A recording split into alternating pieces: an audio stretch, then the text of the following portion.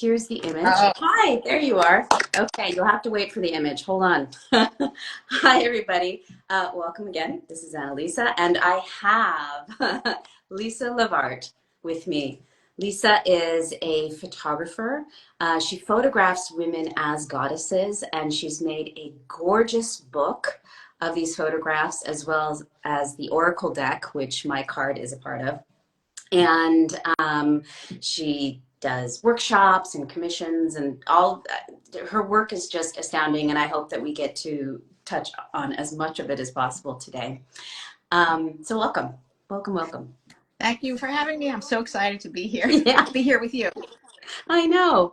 So Lisa and I did this portrait maybe about 5 years ago. So it's really special for me that we get to come back and talk about it several years later after I've had time to reflect on it, after you've done many other projects. So I want to just dive in. I want to dive in and talk about the symbolism behind the photo, talk about why I made some of the choices that I made, talk about our collaboration on the ground in Simi Valley making it, which was extraordinary for me. And then we're going to kind of go from there and talk about sisterhood and your work in more depth. So everybody, I'm going to hold up the photo, which you may have seen in the social media posts. So some of the symbolism you actually would have to be kind of like looking for. So for example, down here in the corner, I have a big, it's a vase, actually, it's a vase that A I picked vessel. up. And yeah, vessel, exactly. A large vessel. She's been carrying around a lot of magical herbs in that vessel. But I actually picked up that vessel on the streets of New York one day in Tribeca, just in case anybody's wondering. I was like, oh, that's cute. I'm taking that. Because people just leave their stuff on the streets everywhere in New York. And so, yeah, so we really wanted something prominent to show just kind of like what she's known for, the anointing, right? You know, the anointing of Jesus's head, and then the anointing or the intended anointing after the resurrection when she went to visit him at the tomb. Right. And I love the bigness of it because not only is it like, not only does it kind of like invoke this idea that, you know, it's like the longer she's been around, the bigger and bigger and bigger this like, you know, vessel becomes, the bigger her like mythos becomes, so does the vessel. But it just occurred to me in this moment too, that the vessel, in a lot of cultures, and specifically ancient Greek culture, the pithos is a like a vase, and it was a metaphor for the womb. So it's almost like this vessel that she carries her magical healing herbs in is also like a metaphor or a symbol for the womb. Just got that now. um, Also, in this image, I'm wearing a jade necklace. And what happened was we were at the Goddess Spirit Rising conference. I don't know Yeah. if you remember that part. Yeah. Oh, In the absolutely. Simi Valley. Yeah, You're like, yeah, duh. of course. Um, And so up that in the happens in Simi. mountains, we drove up to the top of a mountaintop above it and found this just magical vista there. It was incredible. It was incredible because it was really like we were in somewhere in the Middle East. That's Yeah. actually what it felt like. It, We were able to recreate that kind of environment. and it looked like you had just been, you know, pilgrimaging through the desert, for a long time. And I Two just thousand stumbled on years. 2,000 years. Yeah. Yeah. And Yeah. that's That's kind what of it like, looked like. yeah. And when we get, I mean, and that was actually part of the collaborative process, was like flowing on that theme. But before we get there, just to go back to the jade necklace, what happened is that I had been to Veronica. Oh, I don't remember Veronica's last name right now, but I've interviewed her on the channel as well. And she works with Aztec and Mayan, deities. And Oh, yeah. and jade was like really, really important, like a feminine power in those cultures. And so she was like, you need to wear more jade. And I was like, Mary Magdalene's wearing jade in this photograph. We're just like anchoring in the divine feminine. So that was the reason for the jade necklace. And then on my head, you'll see there's a halo crown. And I had my friend Kate make it because she was making crowns at that time. And I had her use like copper because copper is associated with Venus. And since Mary Magdalene is archetypically kind of like, an erotic goddess in the mythic imagination, let's say, I wanted that kind of continuity of that archetype to be present in the photo as well. And then there's also the red cape Glorious that, red cape was yeah, fabulous. I think my mother, I think she made that for me. She either had, I can't remember, but she helped me with that piece. And see, there's so many women that went into the creation of this. Right, So many women. right, So many right. women. All It really collaborative takes a village. Yeah. does. Um, and I really wanted that red to evoke, like the sacred life force power of women's blood. Um, And the last image before I get to the nudity piece is that I somewhere in there, I don't know if I'm holding it in this photo, I'm holding the Rose of Jericho.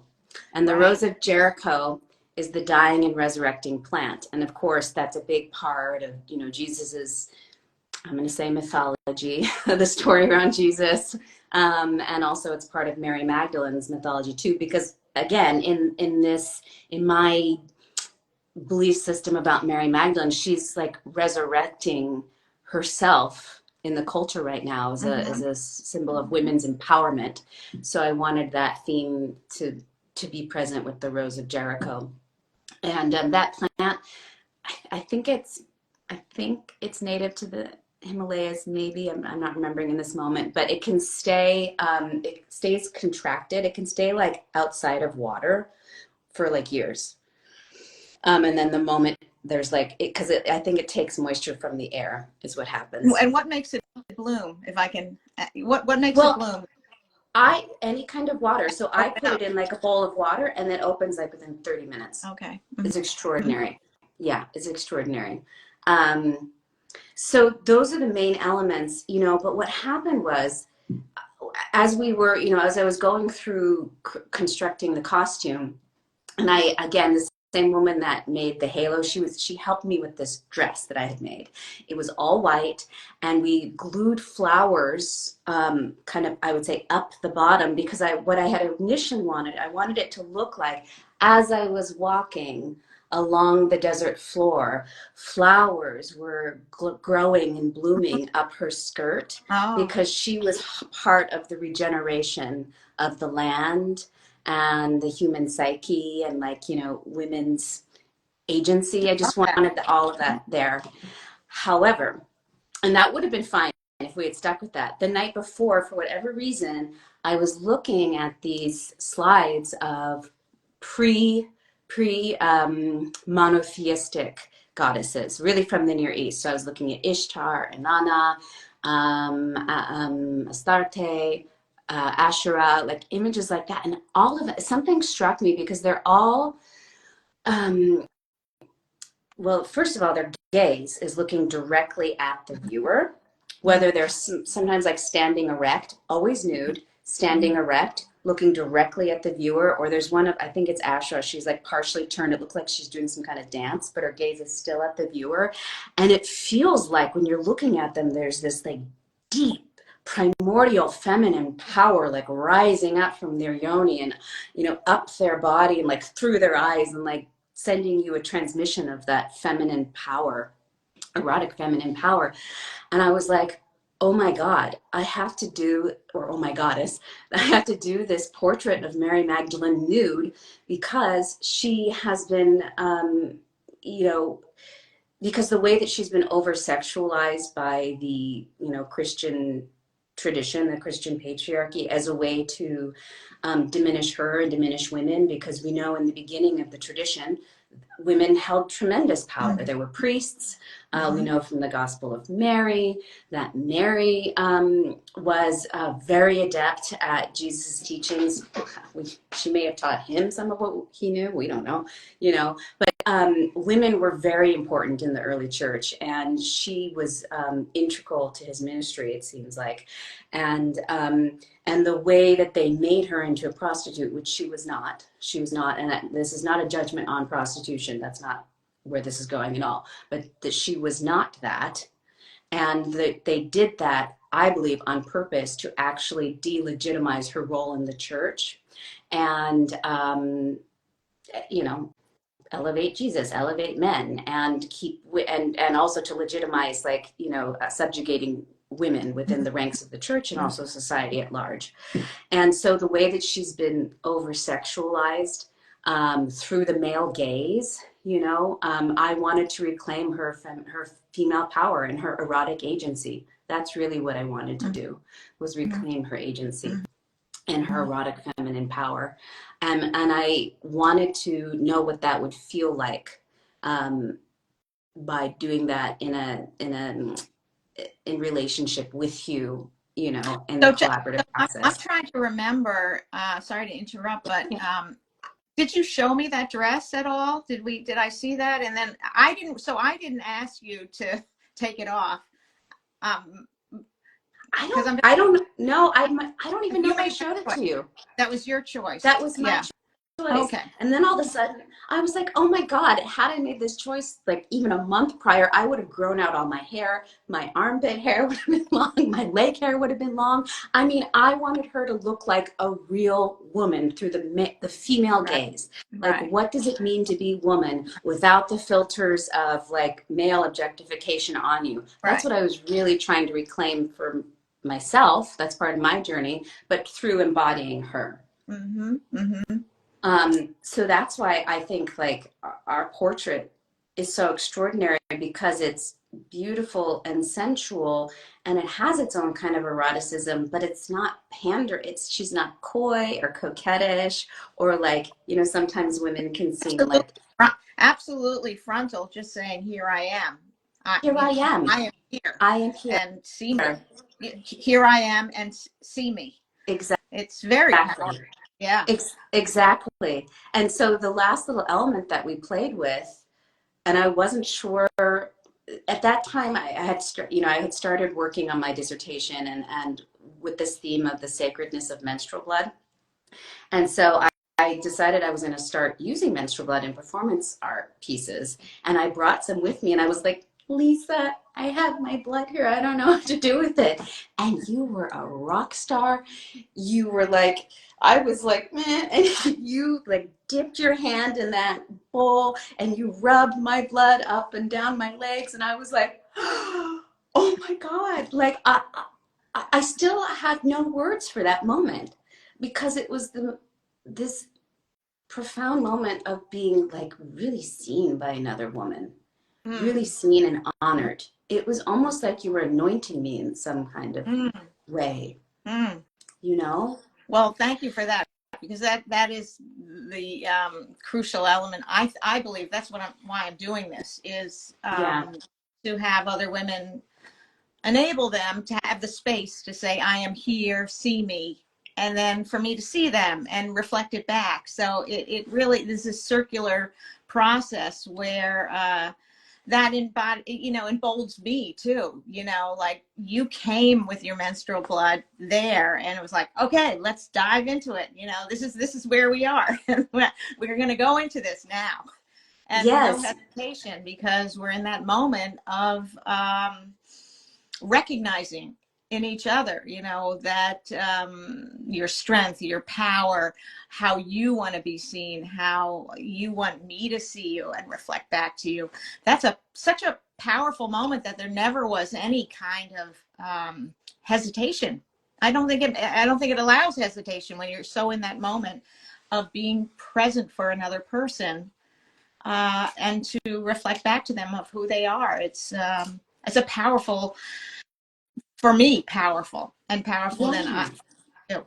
How do you get Yeah. in that space with other women? Because like in our collaboration, like you were asking me questions, you were actually helping me also embody, as we were like creating a character as you were taking photos, you Yeah. know? Well, So I how think do you get that, in that space? well, so much of this work is me learning, and I'm Mm. learning from you. My God, I'm learning right now. And, with your introduction, I'm just remembering what we had talked about these ancient myths that have been buried for so long, and I want to learn. I want to remember them. And that's really 25 years ago why I got into this, not got into this. I say the goddess like grabbed me by the neck, grabbed me by the throat and said, "You're coming with me." Really, that's how it That's happened. it. And that is really what she does sometimes too. You're like, I'm not, what does this journey entail? And it's like, Yeah, just have to say yes. she That's just it. got to say yes, and I did. It was like so clear. I said yes, and at the time when she grabbed me, I felt I don't know anything about the goddess. I don't know. How can I photograph these women when I don't know? And I received a message. They will know. The women will know. And Yeah. that has been my mantra. Like the women will know, and I'm going to learn from them. So 25 years later, it's this massive wealth of information, but it's from the women. Yeah. And Yeah. and that gives me, because asking questions, I guess being an artist is asking, for me, is asking questions, Yeah. and to learn and grow through this intimate and collaborative process. And Yeah. it's so exciting. I mean, it's really so exciting. It's so much fun. And to be there on a mountaintop in a dusty desert, hilltop, and you bring out your menstrual blood. Woo! What could be more exciting? I know, and I really feel like the spirit, something otherworldly was present with us. Like the spirit of Mary Magdalene dropped into the space with us. Yeah. And yeah, she's inside of me, but she's not just inside of me. She's like informing you too, and helping us negotiate this thing together and really tell the story. And here we are 5 years later, retelling the story as new layers, at least for me, continue to evolve. And I know they do for you in different ways as Absolutely. well. Yeah, Um, absolutely. is there anything in particular that you remember from that collaboration that really struck you or touched you? Or, I mean, I guess you've shared a little bit about, being out in the desert together, but is there anything else? Well, I think you touched on a lot of it, that it was, I had not been up there. We were at a conference in a college um, campus, really. But I knew that there was like a little road I had seen that goes up, like up, just up. And Yeah. so the again of like just saying, let's take that road, let's get in the car and go up that hill. And I had not been there, so it wasn't like I had location scouted, which I often do. It's not that I don't, I often Yeah. do, but that there was this, perfect vista of a desert mountaintop right there for us. And it was like a touch of that she was with us, leading us to this place. And I find that when I'd say almost all my portraits, when we're really connected and in the moment, magic happens. I really don't understand that, but I do believe it. So that was magical, that we were there, and we gathered Yeah. in a car and drove 2 minutes, I think, and we're on this mountaintop. So Yeah. magic, I do believe in that it's somehow led us to that, and we were both so present. And I would say with Mary Magdalene is about love, I think, Yeah. a deep sense of love. And so that was present too, Mm. her essence of love. So again, I'm looking at you with deep love, and we were feeling that energy, and that also creates, flows into the energy, Yeah. into the picture, the And we photograph. didn't know each other hardly at all. Like Yeah, we had only met briefly, like a year prior at another conference. I know. And we just said, oh, I never did a Mary. Let's do a Mary Magdalene portrait. Or did you Yeah. say it? I Yeah, don't remember. I don't know, but it was just like it was so kismet. It was like again, she was leading. It was like I showed up, you showed up. I said I'm into Mary Magdalene, and you said, "Oh, I've never done a Mary Magdalene portrait. Would you like to do one?" You said that you've told me that you typically invite women when you feel like a connection and there's Hmm. something there that maybe wants to Yeah. be seen or photographed. And I was like, "Yes." And then we spoke a few times to develop the collaboration, what it would look like, and then we just kind of let Mary Right. take it from Right. there. Yeah. It's about being really present in the moment, and collaborating together, holding each other's hands and bringing each other to the portrait, letting that, Exactly. yeah. Exactly. And I like it. At least it requires a lot of trust. Like, I can speak for myself. I can speak for myself. Like, being naked, trusting that you are going to take a beautiful portrait. And when I say beautiful, I don't mean like I had to look like the most amazing supermodel, but that this thing that you would know how to do this portrait of Mary Magdalene justice that's like coming up through me, and that you're seeing it in a way that we can really say, yes, this is woman. This is what it means to embody feminine agency and feminine power. And this, and you asked me something during the collaboration when I was doing the embodiment. You were like, how long have you been here, Mary? And I said, 2,000 years. Like, I didn't think of it. It just came out because for 2,000 years, she's been Right. looking for redemption's the word coming to my head, but I don't want that word. But she's been looking to be seen. She's been looking to be seen for Looking to who be she and what she really was. right. And you did that. You helped her. I'm getting Right. emotional right now. Right. You I helped forgot her about be that. seen. I'm so glad you brought that up. That at the time, I was taking some improv classes. Actually, I'm not a theater person, but I would get nervous, and because of the work, I was ending up having to speak in public like this, whatever, like this, and I would this is not in public, this is on the internet, but anyway, I would get nervous about that, and so I took an improv class to get over my own like blockage, my own fear of being in the moment and letting it flow, words flow through me, which is not my natural medium. I'm much more visual, so words were difficult and would stop them. And I'm pretty sure that's where that came from, that I was like, there you were. And I'm like, almost like in an improv with you, Yeah. where how long have you been walking? How far have you come? How long has it been that you're out here on this desert? And um, really almost, and then bringing that aspect then into the photograph too, because that brought Yes. you there. Yeah. It was so And I want to profound. circle back too. Sorry, I want to circle back to trust. Really, that is the foundation of it all. Yeah. Trust. Yeah. And that's why, yeah. So Lisa and I discussed how we wanted to talk about sisterhood on this talk too, because I think that that's the foundation of sisterhood. Like, it's really easy to throw around this term sisterhood, and people do it a lot. And a Right. lot of times I'm like, I don't know what that actually means. I don't have a sister, so I don't even have that like inbuilt like knowing from a biological perspective. But if I say sisterhood, I want it to be genuine, and I want it to mean something to me. And I want to feel it, and I want to know that the other person feels it. And I think it really is built on this concept of trust.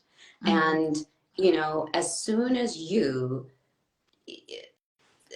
just unapologetically like took my menstrual fluids and anointed my body with them, I knew I would trust you for the rest of my life. I was like, this woman is showing me what true sisterhood is.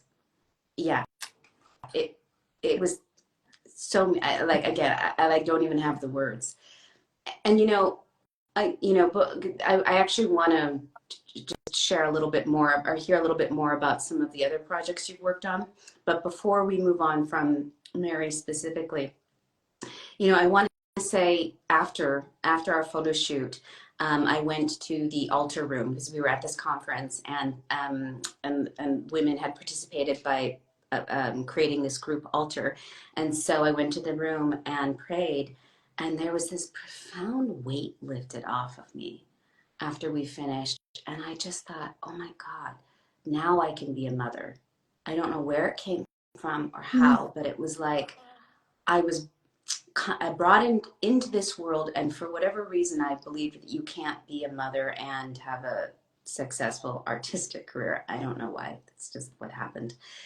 But something happened that day in our collaboration where you lifted that for me, the Mm. weight of that off of my Wow. shoulders.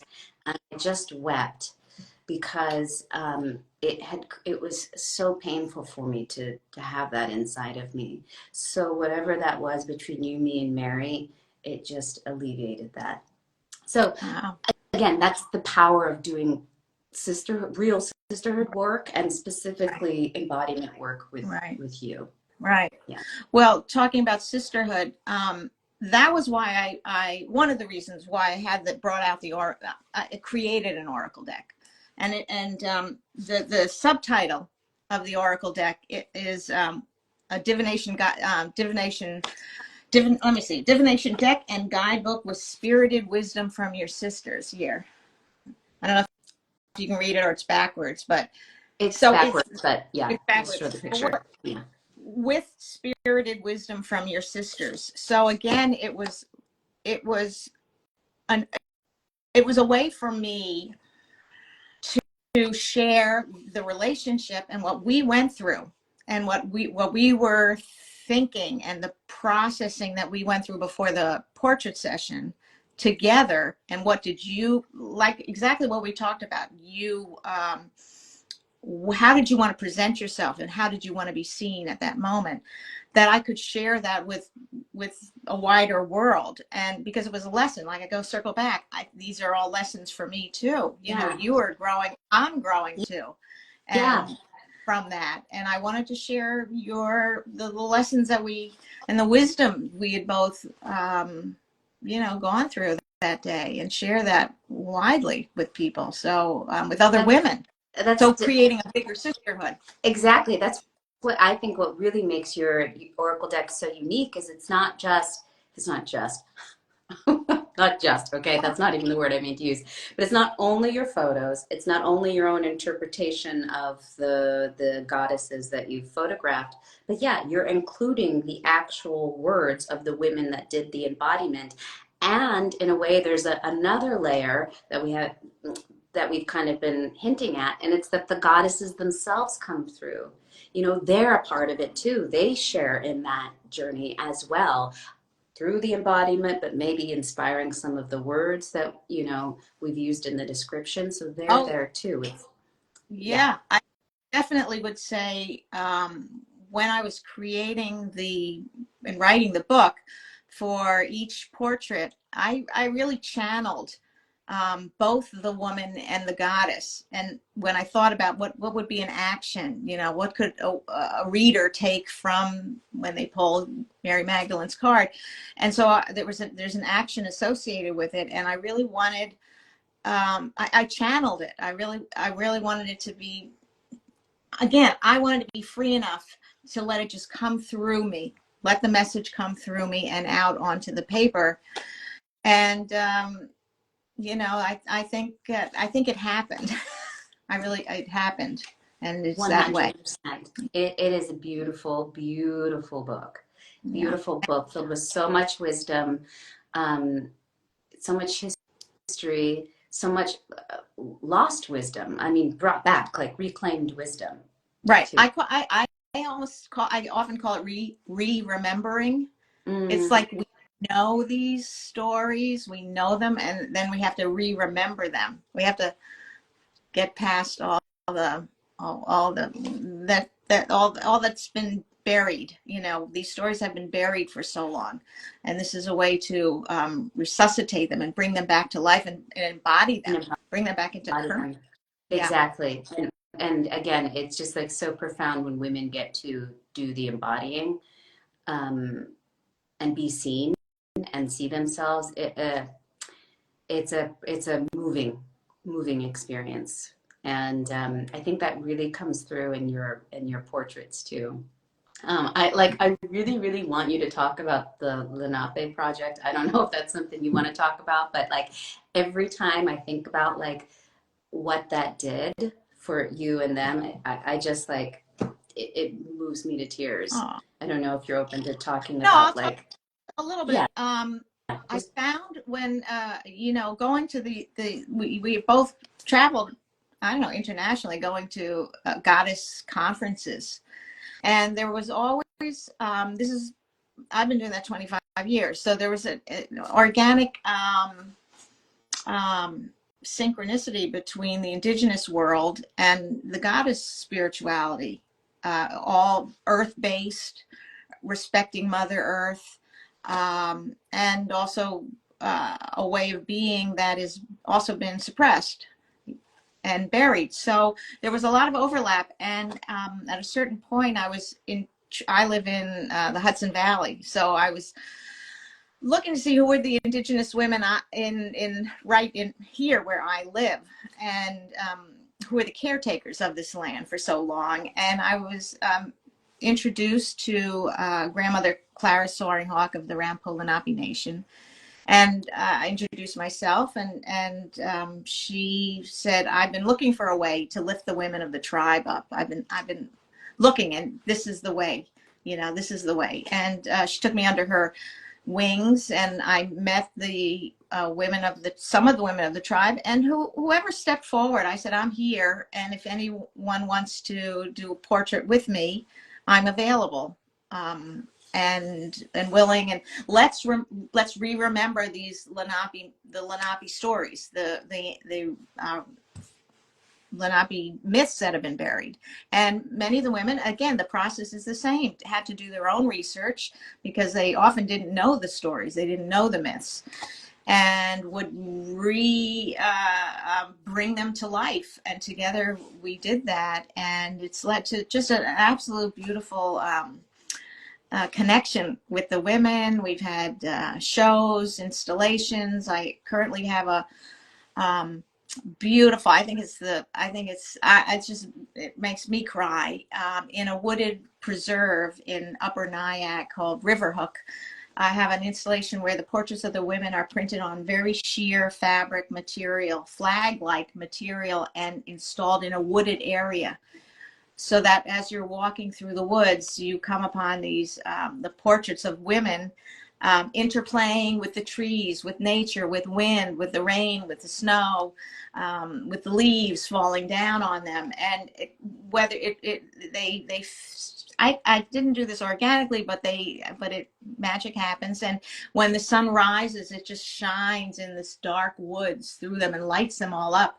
And when the sun is setting behind them, they're just backlit and they're glowing.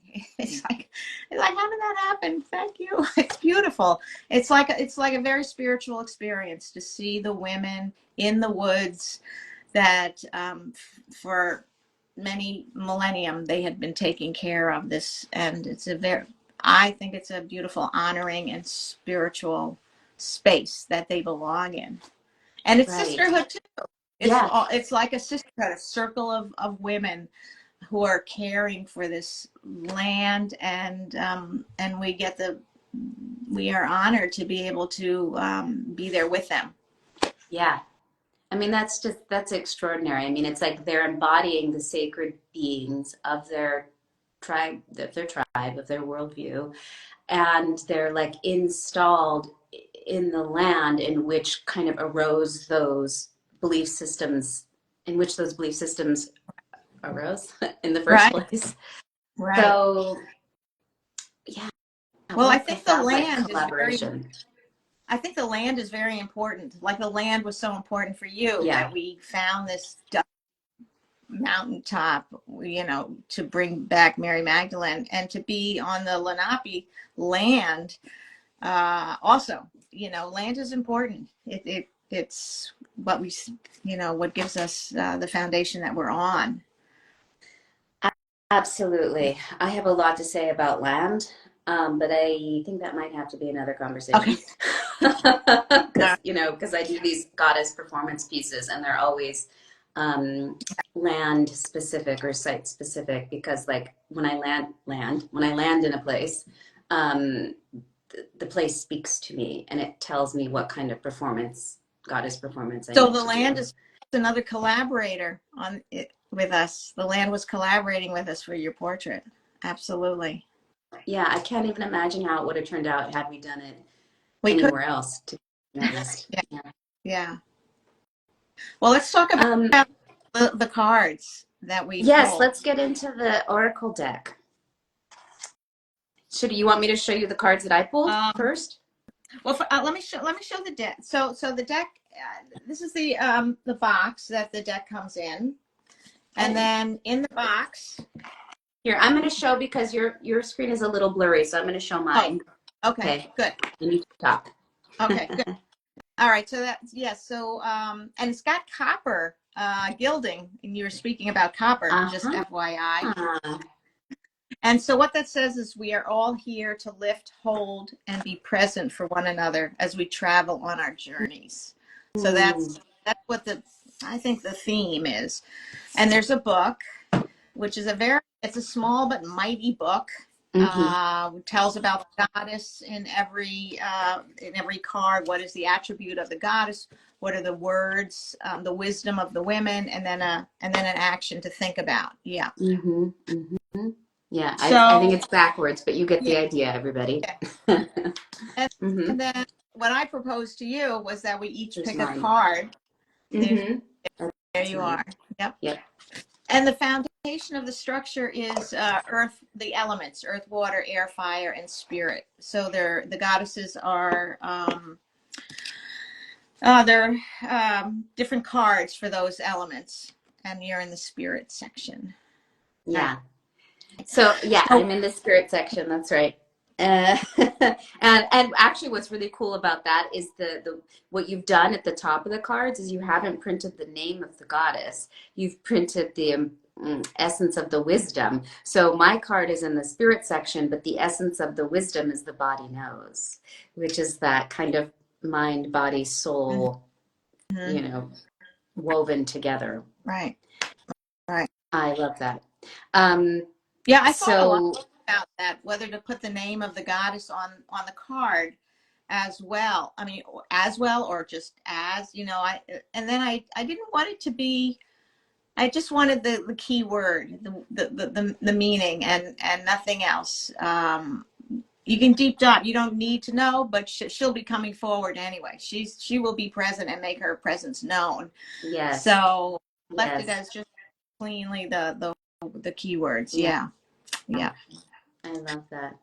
So I propose to you that we each pick a card before when we talked last week. I said let's each pick a card, and in thinking about our what we're going to speak about, or whatever comes up from picking the card. And so I'm Yeah. curious, what card did you pull? Well, I pulled, it's so interesting because I was just looking at the photos on your website and this one's on there pretty prominently. Which one So it made says, at God?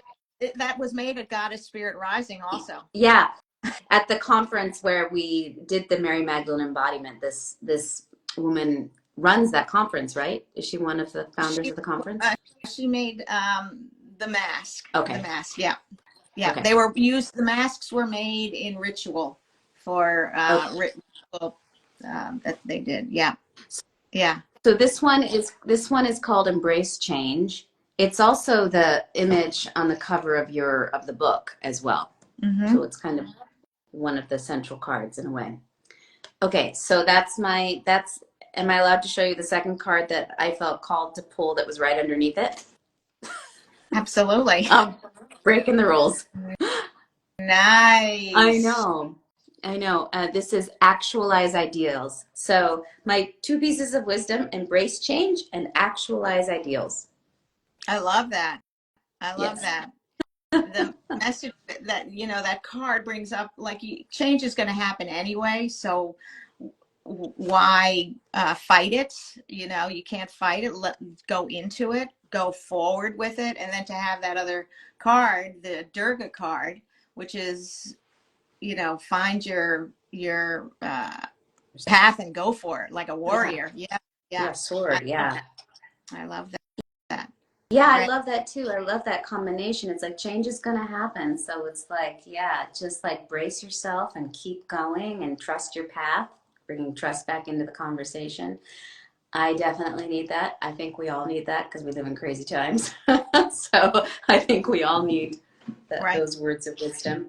right, Hmm. right. Well, I was pretty stunned at the one I picked too, which was one of the Lenape women, Oh, and I don't know if you can read it, but what it says is unconditional love. wow. I know. They already brought that up with regard to Mary Magdalene too, in a way. Interesting. Yeah. And this, so that's why I connect. I mean, I went, wow, I know we're going to be talking about love. And I thought this is so just to me, what it brought was a reminder, that is how I saw you. That is how I see you. We are sisters. I see you with this unconditional love. And then it just reminded me, come today with love and Mm. be there present with that way. And I love that you brought up the Lenape women, and this is a beautiful myth about Rainbow Crow, who brought the fire back from the creator to help save all the freezing animals when the earth was so cold. But she lost some things. Actually, that's the story. It's a beautiful story, Rainbow Crow. She was a singer, and she had beautiful feathers, but she flew up, and she flew up to the creator and brought fire back in her beak. And as she's flying back to earth, the smoke got into her throat, and so when she landed, she could no longer sing her beautiful song. She could go, ah, and she no longer had her beautiful rainbow feathers. She was black. It had been blackened by the fire, by the smoke.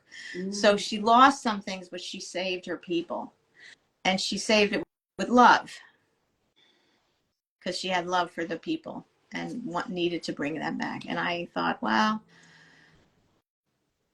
there's a bit of that in the goddess world. I think we're all passionate, and we're so passionate about remembering and lifting her up and bringing her back into our lives in this patriarchal world, Yeah, and constantly coming against in this world that we live in, yeah, and this society that we live in, of demeaning and undermining women and not respecting. We feel all those things yeah, those every day, but we have to go forward with each other, with our sisterhood, with love, yeah. and um, and stay directed, stay on that That, horse and keep. that's right. Yeah, all three of those cards seem to weave together. And correct me if I'm wrong, the first card that I pulled, Embrace Change, the name of that deity is creation story, right? Yeah. Yeah, So yeah, it's like we're creating new stories. We're recreating or we're creating new stories or reclaiming the old ones to make them anew. yeah. And that feels like what you're doing with your work. That's what we did in our collaboration with Mary Magdalene. And and Mary Magdalene does embody this unconditional love. And she did lose some stuff along the way to as much as in order for us to go through the journey that we've gone through, to she allowed, somehow there's something about allowing herself to lose herself, to lose what she really was, in order that we could reclaim that for ourselves today, for her and for ourselves. um, and so I don't know, it feels like that yeah, that's not just a message for us women, but it's like all the goddesses are being revived, reclaimed, they're coming Right. home, Yeah. coming home. Yeah. Grabbing us by the throat Yeah. and saying, let's go, we gotta do it. Get on my Durga horse or my lion, tiger. We're going. Um, Right. okay, so I think listen, Lisa, I could talk to you Yeah, yeah. forever. We know Oh, that. I have so many things I'd love to say, but I think in the interest of time, we're going to kind of wrap up. And I just want to remind everybody that one of the reasons I even imagined having this conversation is I wanted to share with people why Mary Magdalene is so important to me, and um, why I think she matters, and why I think retelling her story matters, and why I think embodying her mattered, and why I think that she's the every woman for modern women. She helps us um, reclaim parts of ourselves that have been lost and denigrated as we reclaim her.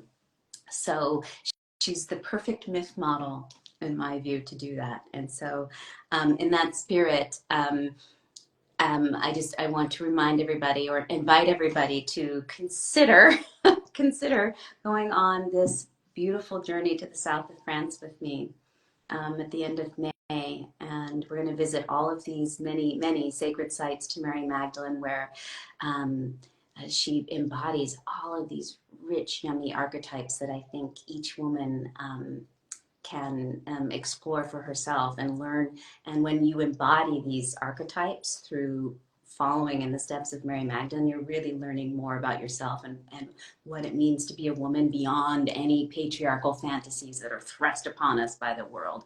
It's like you're getting down to the deep primal meaning of womanhood. And I think the tour sounds amazing. It's so exciting what you've got, what you created, and yes, the experiences that you're manifesting is fantastic. thank So you. exciting. Yeah, I'm excited, and I'm so pleased that you came on with me today. And I really encourage everybody to go on your website, buy your book, buy your oracle deck for yourself. Buy it for yourself. Buy it for your friends. But Lisa's work is extraordinary. Um, I think you still do commissions too. So if anybody has a goddess, they're just really in their heart that you'd like to embody, contact Lisa. she And will help you embody her. the website is goddessonearth.com. Very easy to Goddessonearth.com. Exactly. So right. goddessonearth.com to find out more about Lisa's work. I'll also leave the links pretty much wherever this video will be found, on YouTube, on Instagram, on Facebook. I'll also leave links to the Journey to the Goddess or Journey to Mary Magdalene tour, which I'm really excited about. And I guess in the spirit of sisterhood, thank you again, my friend, Thank for you, my friend. everything. My sister. Thank you. Yeah, Thank you're you for welcome. having me. It was a great discussion. It really was. And I look forward to more in the future and seeing you soon in person, Okay. wherever that is in the world. All right. Thanks, everybody. Okay, Lisa, we'll talk Bye. soon. Bye.